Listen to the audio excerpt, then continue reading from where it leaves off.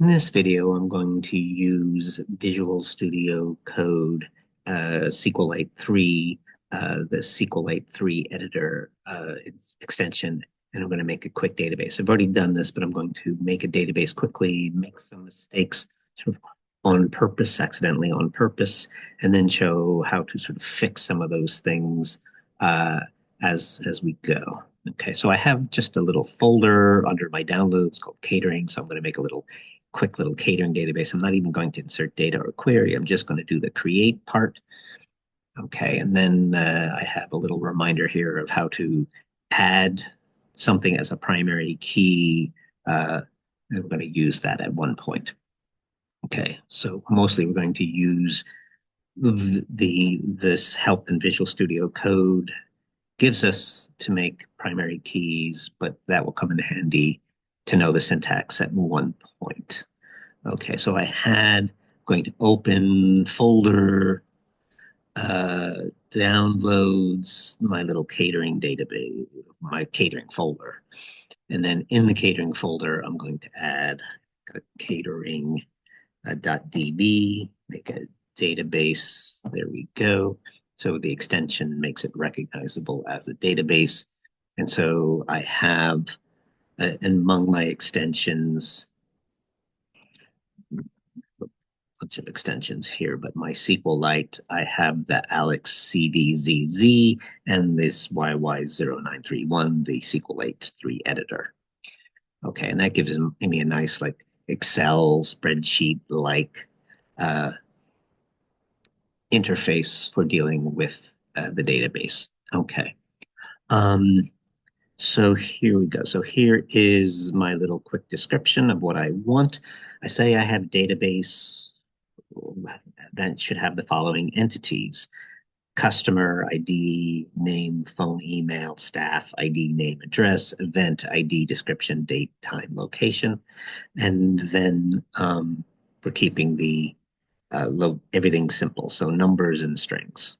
So I'll make the IDs all numbers, everything else will be a string. Okay. So I'm going to create a customer table,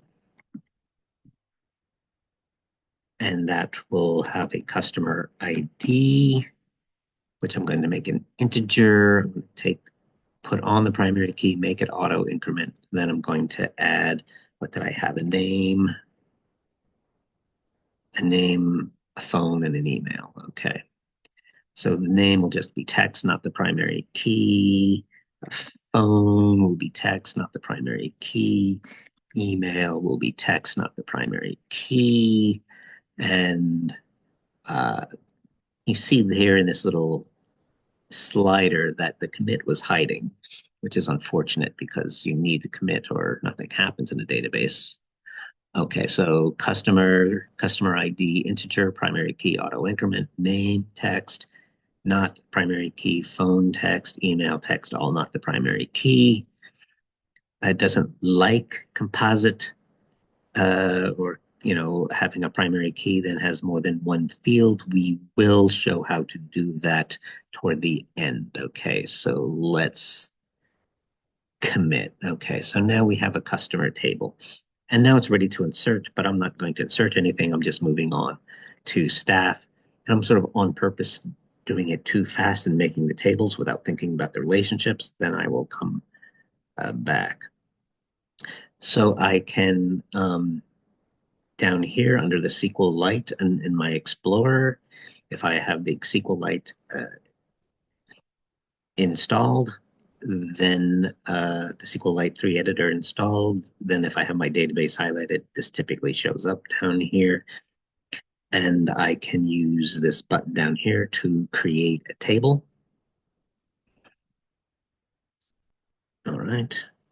So I'm going to create my next table, which was staff. So that's my staff. I'm going to have a staff ID, which I will make an integer, primary key auto increment. I'll have the staff name, which will be text, not the primary key. It says address, so that's what we'll do what it asks for, address. That will be text. Okay, so that's what it asked for quickly. Staff ID, name, address. So let's do what it says for now. And the first one was integer and primary key and auto increment, and the other ones were just simple text. Commit. Now what does it want? It wants event with an ID, description, a date, a time, a location. Okay, so I'm going to add another table down over here in the Explorer toward the bottom, the SQLite3 Editor tables, do the plus. I want an event table. I'm going to have an event ID. I'm going to make that an integer. I'm going to make it the primary key and auto increment. I'm going to have a description, date, time, location, description. So that's text, date. I'm just going to make that text, time. I'm going to make that text, and location. I'm going to make that text. So that's what it asked for. ID, description, date, time, location, and I'm making it fast, making some errors sort of on purpose, and I need a commit, scroll for the commit, and commit. So now I have an event table, a staff table, and a customer table. Now, if I really mess something up down here, I can drop or rename. So if I really messed up a table, I can drop it and add it again. Or if I said, costumer instead of customer, then I can rename the table. And just remember to look for the corresponding whenever you make some database action like drop or rename, you're going to have to look for the commit. You will always have to commit to make some change. Okay, so we made these tables very quickly, as it has just said, but we hadn't thought about the relationships at all. And now it said a customer may schedule many events. An event is scheduled by one customer. So this, we don't have any relationships between these tables we made because we made them too fast. So now the event table, because the one in these two sentences giving us the multiplicity of this relationship between the customer and event entities, the one appears in the event. An event is scheduled by one customer. So that means that the event can have a customer ID, a column field, whatever you want to call it, and I didn't make one. So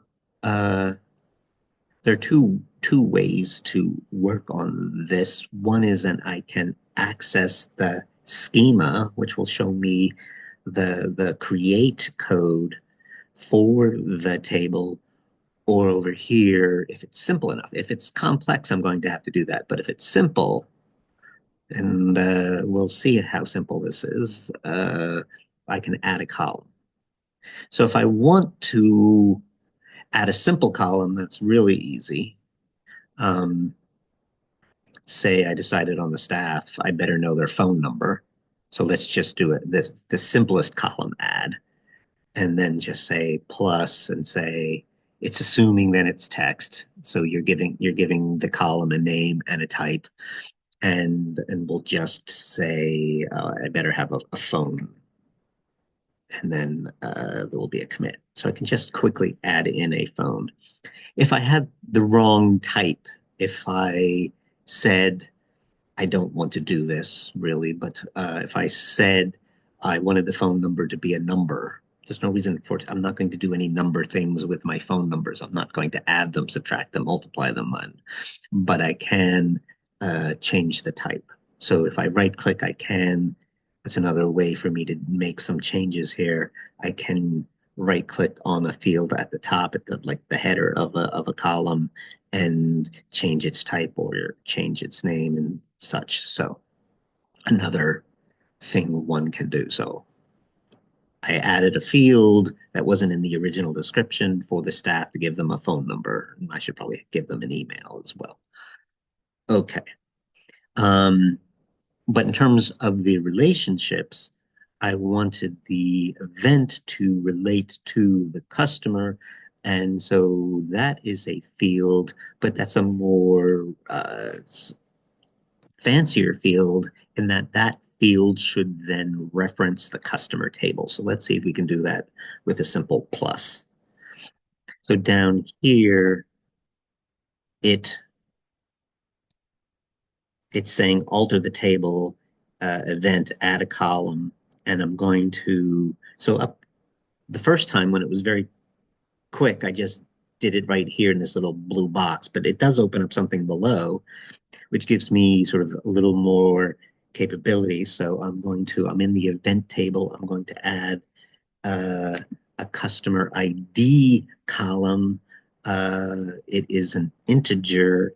It's not the primary key, but it references. And what does it reference? It references customer. It references the cust ID from the customer table, and then commit. So I added a field that references another table. I've added the foreign key that makes the relationship, the one-to-many relationship between my event and customer. The event was scheduled by one customer, therefore the event could have a customer ID as a foreign key. I did not have that uh, field when I started, so I used the plus to add the field. When I added in staff, when I just added phone, I just did a little typing right up there. But when I was doing something more sophisticated, it also pops up down here.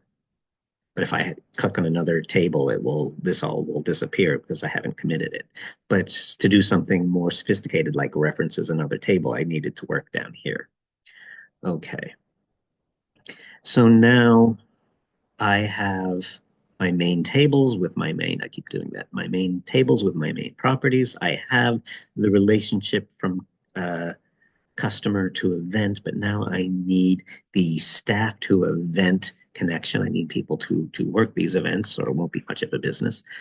And a staff member will work many events, and an event is worked by many staff members, making this a many-to-many relationship, meaning we need another table, a bridge table. And so I'm going to come over here in SQLite, hit my little plus, add a table. I'm just going to call it event staff. Um, this will be an association or bridge table. We're going to connect the event ID is one of our columns. It's going to be an integer. It's not the primary key, not by itself anyway, but it is going to reference event ID. And then I have another uh, so these bridge tables consist of two, in this case, two uh, fields, two columns that act as foreign keys referencing the two tables. So I am connecting to staff, so I'm going to call it staff ID. It's going to be an integer. It's not a primary key, but it references, what does it reference? It references staff, references the staff ID. Okay, so now I have that, and I'm ready to commit the event integer references event ID, staff integer references staff ID. Let's go ahead and commit.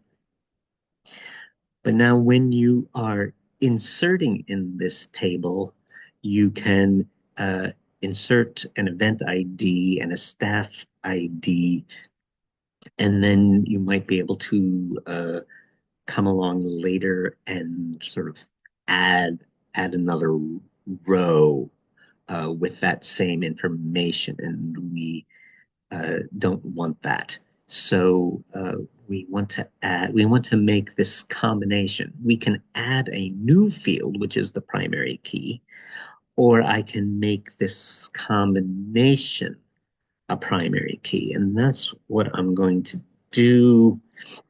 I'm going to look at the create. I can have when I show you the create, I'll show you the create for one of my tables, and you'll see that it says primary key up here for say ID. But another way to get the primary key is sort of toward the end, say primary key, and then say that that field is the primary key. I'm going to say that a combination of two fields is going to serve as the primary key. So I need to know this syntax because I'm going to edit the schema, edit the create syntax. Okay. So let me just show you staff for a minute. So staff, let me look at I can look at the schema and it says here's staff ID, which is an integer primary key auto increment. Those are all the things I said. So that's one possible syntax is after the name of the field, have say that it's primary key. But now I'm going to event staff and I want the two as a pair to serve as the primary key. It's the system's not going to let me do that from the start, but I can do it by editing the schema. So here's my schema. There's the event ID and the staff ID, but I can edit the schema and then come here. I'm still inside the table. So that last parenthesis closes my create table. I still want to be creating the table. I still want to be in the create table, but I want to add a comma and then this primary key and parentheses. So I'm going to put here a comma. I'm going to say primary key, and then I'm going to put in the combination event ID, comma, staff ID. So as a combination, they can serve as my primary key. So I hit schema, I hit edit the schema. Now, of course, I'm making a change, so I will need to commit. Now it's doing a lot of fancy stuff for me. It's going to um, create a temporary table. It's going to, if I had any data, which I don't, it's going to move the stuff into the temporary from my existing table into my temporary table. It's going to get rid of my original table. It's going to rename my new table. All that work it's doing for me. All I have to do is hit commit. So there it went through. Okay. So now I have my sort of composite, my combination of primary key, event ID, and staff ID as a combination. Okay. And I'd like to do one more thing. Um, and this has not been a consistent feature. So I'll show that I can export and so it's pretty consistent that you can export things as CSV or JSON, a table or something like that. But I can also export the SQL,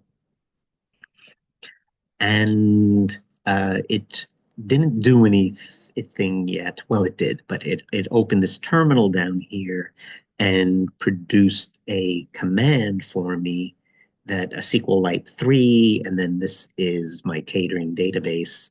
That's the path to my catering database. And I could just say, since I'm in that path, I could just say catering DB, that would work.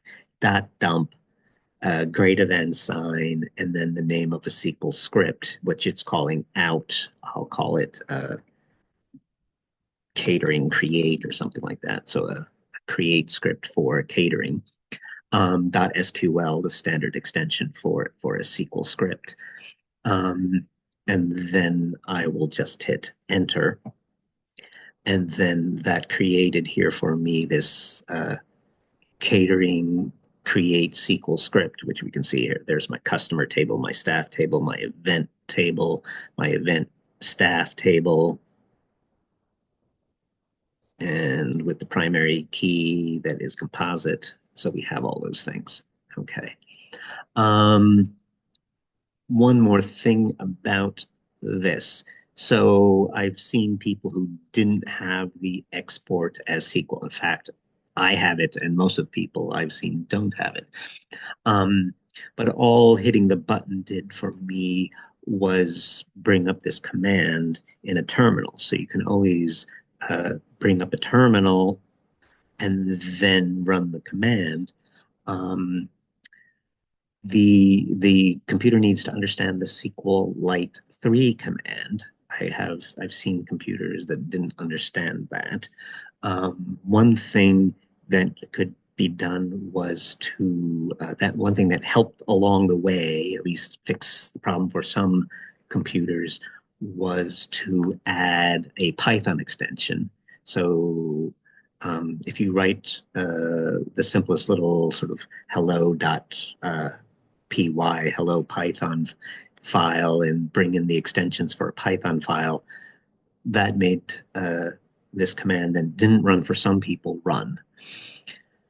But it didn't fix everybody's problem. So I'm working with my students. Some of them could then go on and make the script, and some could not. I think those who could not didn't have, they had SQLite because they're making the databases, but they did not maybe have the SQLite as a command in their path. I have not resolved all those issues, or I would tell you the solution. All right, that's what I wanted to show you. I wanted to show you things like adding a column if I've forgotten it, changing its type, dropping it, renaming it, changing the schema, um, adding a composite primary key, a bunch of little things that come up, especially if you make your database too fast. That's it for this one. Thanks for your attention.